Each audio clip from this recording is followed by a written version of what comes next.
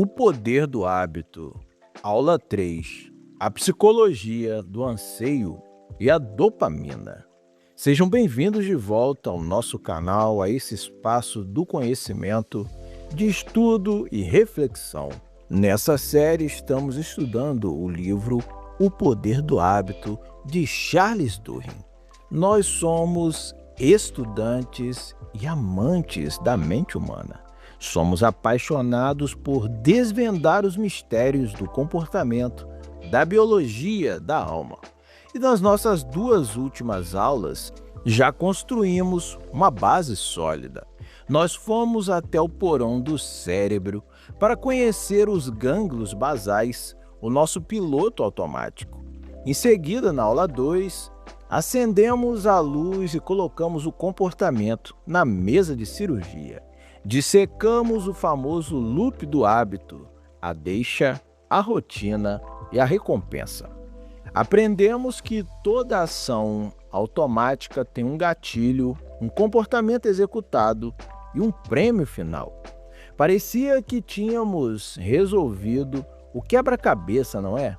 Parecia que a fórmula do comportamento humano estava finalmente decifrada. Esconda a deixa, mude a rotina, troque a recompensa. Fácil de falar, fácil na teoria.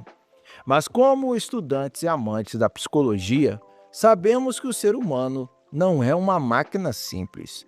Sabemos pela nossa própria vivência e pela dor dos nossos futuros pacientes que entender a regra não significa conseguir segui-la.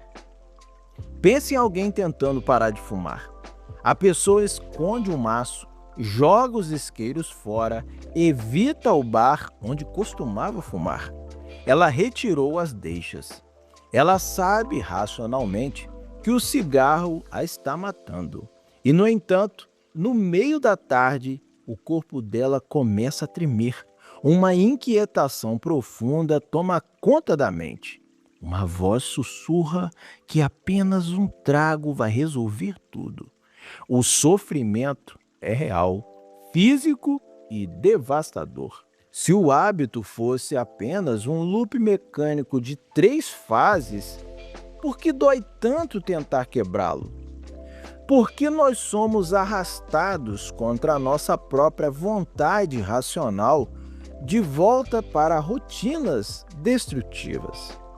A resposta para isso é o tema da nossa aula, a nossa terceira aula dessa série. Há um fantasma que assombra o loop do hábito.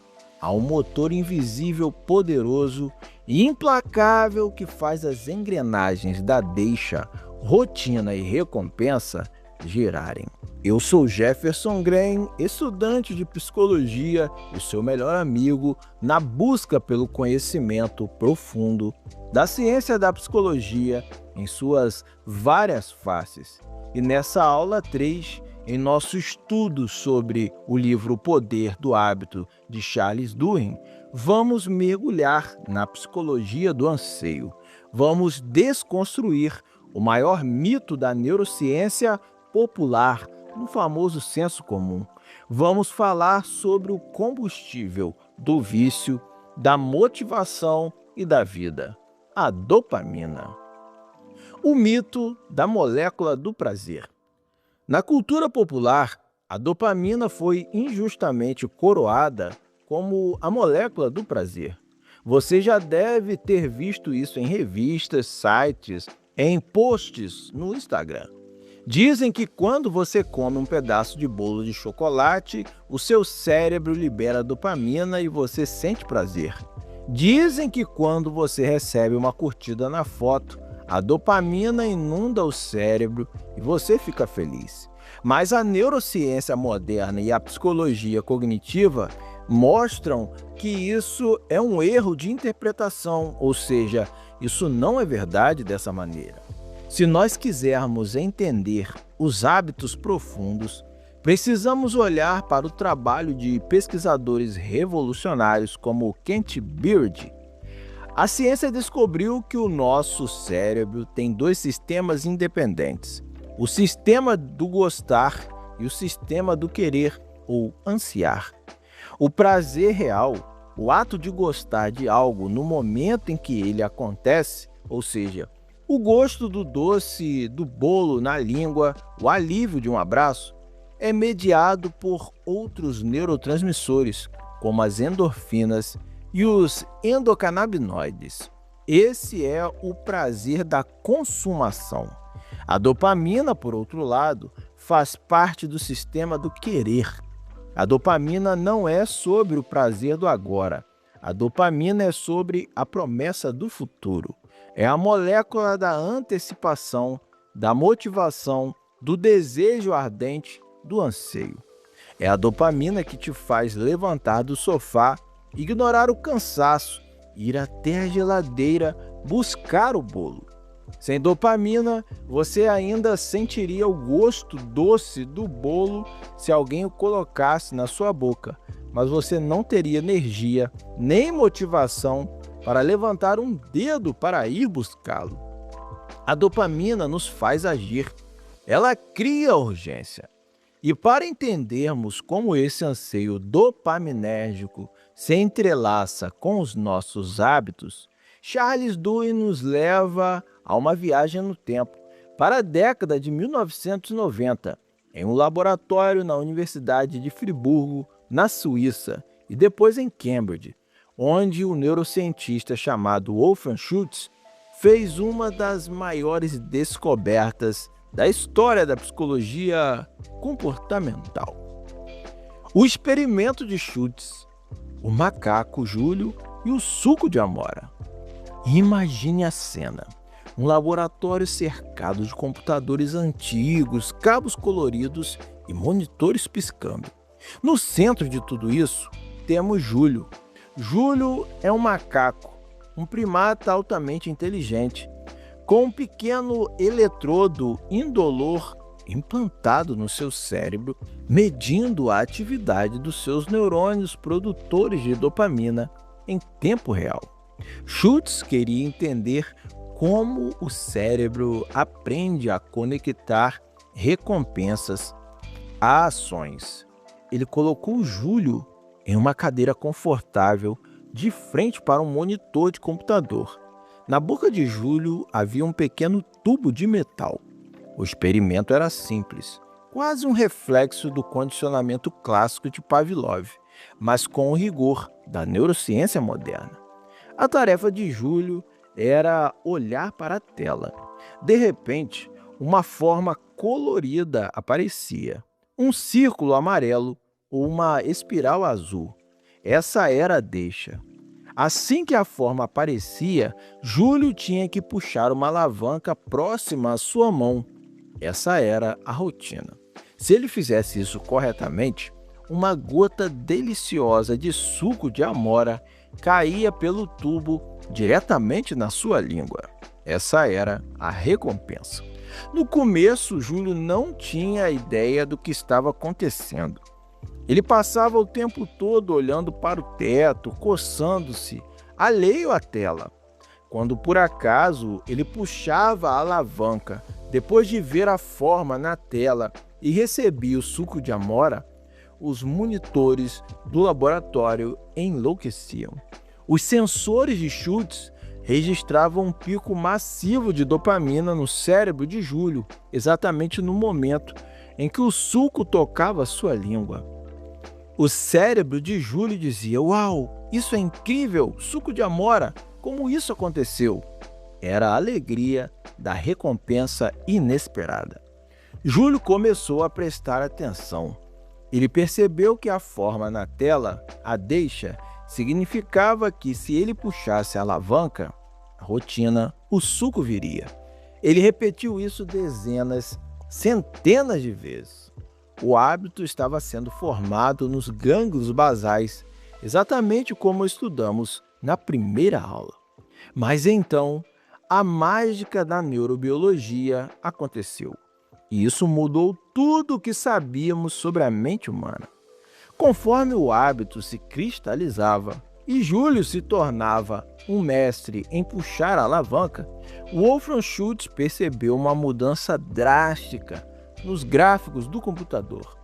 O pico de dopamina, aquela explosão de motivação e alegria, parou de acontecer quando Júlio recebia o suco. O pico de dopamina migrou no tempo. O cérebro de Júlio passou a liberar a explosão de dopamina exatamente no instante em que a forma colorida aparecia na tela, antes mesmo de ele puxar a alavanca, antes mesmo do suco tocar a sua língua. O cérebro de Júlio estava antecipando a recompensa. Ao ver a deixa, a mente dele projetava o prazer no futuro. A dopamina inundava o sistema nervoso, criando uma vontade quase incontrolável, um impulso elétrico feroz que forçava os músculos de Júlio a puxar a alavanca.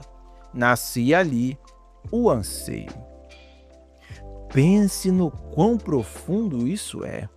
O seu cérebro aprende a te dar a recompensa neuroquímica antes de você executar a ação. É a promessa de felicidade que te obriga a agir. Quando você vê o seu celular vibrar, deixa, você não recebe o pico de dopamina quando lê a mensagem. Você recebe o pico no exato momento da vibração. É essa onda de dopamina antecipatória que torna quase impossível não esticar a mão e pegar o aparelho. A dor da recompensa negada. Mas Schultz não parou por aí. Ele era um cientista, e cientistas precisam testar os limites do sistema. O hábito do macaco Júlio estava perfeitamente enraizado. Forma na tela, gera pico de dopamina, que ele então puxa a alavanca, e aí vem a recompensa suco de amora. Então Schultz, o cientista, decidiu ser cruel em nome da ciência. Em um determinado dia, a forma colorida apareceu na tela. O cérebro do macaco Júlio imediatamente inundou-se com o pico de dopamina. Ele antecipou o prazer, ele puxou a alavanca com toda a vontade. Mas Schultz, o cientista, havia desligado o tubo de suco. Nenhuma gota caiu. Nada. Apenas o silêncio. O que você acha que aconteceu no cérebro de Júlio? Os monitores revelaram um mergulho profundo, uma depressão neurológica assustadora. A atividade dopaminérgica de Júlio não apenas voltou ao normal, ela despencou para baixo da linha da base. O cérebro inteiro registrou uma onda de decepção, frustração e dor neurológica. Aquele evento ficou conhecido como erro de previsão de recompensa negativo. Júlio ficou furioso. Ele começou a bater na alavanca, emitir sons agressivos, ficar deprimido no canto da jaula. A promessa não foi cumprida. Meus colegas estudantes de psicologia, é exatamente isso que acontece com o paciente que tenta parar de fumar e vê os amigos acendendo um cigarro no bar. A deixa ver os amigos fumando aciona uma explosão massiva de dopamina no cérebro. O cérebro antecipa o relaxamento da nicotina, mas o paciente, usando sua frágil força de vontade, o córtex pré-frontal, não acende o cigarro. A recompensa é negada. E o que acontece? O cérebro sofre uma queda brutal de dopamina. A frustração, a raiva, a irritabilidade, a tristeza que tomam conta do paciente não são frescura. Não é fraqueza de caráter, é uma resposta neurológica violenta de um cérebro que teve a sua promessa de recompensa quebrada. O anseio não satisfeito gera dor física e emocional. É por isso que a lógica falha. Você não consegue vencer uma inundação de dopamina apenas com argumentos racionais. O anseio anula o raciocínio. Claude Hopkins e o sorriso da América. A neurociência provou o poder do anseio nos anos 90. com macacos e computadores de última geração. Mas a genialidade assustadora da história humana é que muito antes de sabermos o que era dopamina, o mercado capitalista já havia dominado a arte de criar anseios no cérebro das massas. Charles Duhigg nos presenteia com um dos maiores estudos de caso da história da publicidade, a história de Claude Hopkins. Voltemos no tempo para o início do século XX nos Estados Unidos. A higiene bucal da população era, para dizer o mínimo, catastrófica. Com a popularização dos alimentos processados ricos em açúcar, os americanos estavam com os dentes apodrecendo. O governo considerava a saúde bucal precária um risco à segurança nacional. Existiam pastas de dente no mercado, mas ninguém as comprava. Escovar os dentes era considerado incômodo, não um hábito.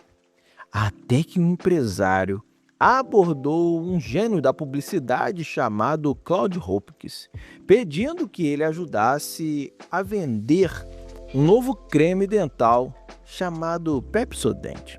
Hopkins hesitou.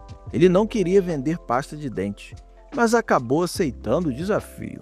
Hopkins mergulhou em livros de odontologia. Ele precisava encontrar o loop do hábito. Ele precisava de uma deixa e de uma recompensa. Lendo tratados médicos monótonos, Hopkins encontrou uma referência à placa bacteriana, que ele batizou genialmente de a película. Era aquela sensação áspera que sentimos quando passamos a língua sobre os dentes, sem escovar por um tempo. Hopkins então havia encontrado a deixa, e era uma deixa universal. Qualquer pessoa em qualquer lugar do mundo poderia passar a língua nos dentes e sentir a película. Então ele criou cartazes que diziam: passe a língua nos seus dentes, você sente uma película? É ela que está roubando a brancura do seu sorriso e causando cáries. Ele criou então com isso a rotina Use Pepsodent. E a recompensa, um sorriso branco, bonito e socialmente aceito. Em pouco tempo, Pepsodent se tornou o creme dental mais vendido do mundo. Hopkins foi aclamado como um deus do marketing. Ele ensinou o mundo a escovar os dentes usando a regra da deixa, rotina e recompensa. Mas Charles Duhigg, autor do livro que estudamos, faz uma revelação chocante. E aqui entra o nosso olhar de psicólogo. A verdade é que a deixa da película sempre existiu e outras marcas de pasta de dente já haviam tentado vender a beleza de um sorriso branco como recompensa. Mas por que apenas a Pepsodent mudou a cultura global? Porque apenas a Pepsodent criou um hábito duradouro? A resposta não estava na publicidade de Hopkins. A resposta estava em um acidente de formulação química no laboratório. Os inventores da Pepsodent haviam adicionado à fórmula óleo de hortelã-pimenta e ácido cítrico, não para limpar os dentes, eles não faziam diferença na limpeza, mas apenas para manter o creme com um gosto fresco no tubo. Mas essa química criava um efeito colateral imprevisto. Ela causava um leve ardor, um formigamento gelado na gengiva e na língua após a escovação. E esse formigamento foi a chave de tudo. Sem saber, os inventores criaram o gatilho perfeito para o anseio. Quando as pessoas usavam Pepsodent, elas sentiam aquele formigamento refrescante. Depois de algumas semanas, o cérebro das pessoas começou a ansiar por aquele formigamento. Se elas acordassem e não escovassem os dentes, a ausência do formigamento causava uma leve frustração neurológica. O cérebro dizia: a minha boca não está limpa, está faltando aquele ardor gelado. As pessoas não ansiavam por dentes mais limpos ou por um sorriso bonito. O cérebro humano têm extrema dificuldade em ansiar por recompensas de longo prazo. As pessoas ansiavam neurologicamente pela sensação física e imediata de formigamento na boca. O formigamento se tornou a prova tangível de que a pasta estava funcionando. A recompensa deixou de ser estética e passou a ser sensorial. A dopamina disparava com a mera expectativa daquela ardência de menta pela manhã. Claude Hopkins não vendeu pasta de dente, ele vendeu um anseio. E hoje, 100 anos depois, é quase impossível você comprar qualquer produto de higiene bucal no planeta que não contenha agentes espumantes e aromatizantes mentolados que irritam levemente a sua boca. Mas por que isso? Porque as empresas sabem que se a pasta não arder e não fizer espuma, o seu cérebro não sentirá a recompensa e o hábito não se formará. Mas o que isso significa para a prática psicológica? Por que eu estou te contando com tantos detalhes a história de um macaco viciado em suco de amora e de um publicitário vendendo pasta de dente? Porque, como futuros psicólogos e estudiosos da mente, nós precisamos ter uma empatia visceral e um conhecimento cirúrgico sobre como o anseio sequestra a vontade. Muitas vezes, na clínica ou na nossa própria vida, tentamos instalar novos hábitos saudáveis focando na recompensa errada. Nós tentamos criar o hábito de ir à academia ansiando pela saúde cardiovascular a longo prazo ou perder 10 quilos em 6 meses. O cérebro instintivo não entende o longo prazo. Os gânglios basais não falam a linguagem de daqui a 6 meses. Eles querem a recompensa agora, eles querem endorfina imediata, eles querem o suco de amora, eles querem o formigamento da pasta de dente. Se quisermos ajudar pacientes a construírem rotinas novas, ou se quisermos mudar as nossas rotinas, precisamos encontrar recompensas imediatas, palpáveis, que o cérebro possa aprender a ansiar. Se você quer correr de manhã, você não pode ansiar apenas pelo emagrecimento. Você precisa focar na sensação da água quente do banho pós-treino ou no gosto do café especial que você só se permite tomar nos dias em que treina. Você precisa dar ao cérebro uma dose de dopamina de curto prazo para que o hábito se estabeleça. O anseio tem que ser instintivo. Ao mesmo tempo, entender o anseio tira o peso da culpa. Quantas pessoas sofrem com obesidade, alcoolismo, vício em apostas ou em pornografia, acreditando que são falhas morais, que são monstros desprovidos de força de vontade? Nós temos o dever ético de libertar essas pessoas do peso da ignorância. Precisamos mostrar a elas que os seus cérebros foram sequestrados por um mecanismo biológico brilhante, mas que está operando em curto-circuito. Quando você enxerga a química da dopamina, você para de brigar com a sua moralidade e começa a aplicar a técnica para reprogramar o seu comportamento. O anseio é o que nos move, é o que construiu civilizações, é o que nos faz buscar a lua, curar doenças e criar arte, mas é também o que nos destrói quando fixado nas recompensas erradas. Que aula fascinante! Encontramos o motor do hábito. A deixa aciona a expectativa, a dopamina cria o anseio, a rotina é a escrava da vontade e a recompensa acalma o fogo neurológico. Vimos como isso acontece dentro de nós. Mas e quando isso é usado propositalmente para moldar comportamento de milhões de pessoas ao mesmo tempo? E se eu te disser que as prateleiras do supermercado, a interface do seu celular, A disposição dos produtos e até o cheiro dos ambientes comerciais são rigorosamente projetados por exércitos de psicólogos e engenheiros comportamentais usando essa mesma fórmula.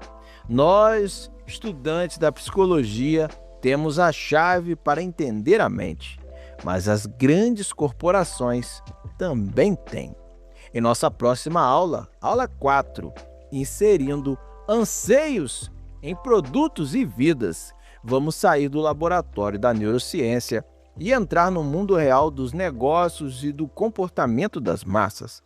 Vamos descobrir como um produto chamado Febreze quase levou a gigante empresa Procter & Gamble à falência, até que eles descobriram o segredo da psicologia humana. Nós não queremos limpar as coisas, queremos a recompensa da ilusão da limpeza. Vamos explorar como inserir o anseio de forma ética em terapias e processos de autoconhecimento e como nos defender quando a sociedade de consumo tenta inserir anseios destrutivos nas nossas próprias vidas. Eu espero que essa aula tenha expandido a sua percepção. Observe os anseios à sua volta. Quando aquela vontade súbita de abrir o Instagram ou de comer um doce aparecer, pause por um segundo, sinta o seu cérebro, tente visualizar o pico de dopamina subindo. Apenas observe. Você é o observador, não apenas o operário. Eu sou Jefferson Green, estudante de psicologia e seu melhor amigo na busca pelo conhecimento da ciência da psicologia em suas várias faces.